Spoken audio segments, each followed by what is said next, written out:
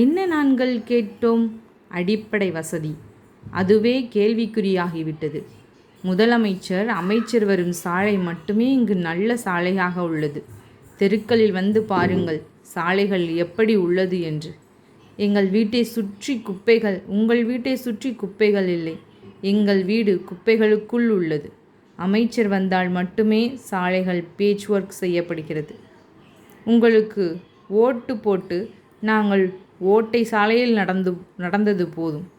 கழிவறை வசதி, குடிநீர் வசதி, இதையெல்லாம் 5 வருடம் நாங்கள் யாரை பார்த்து சொல்வது என்றே தெரியாமல் இருந்தோம்.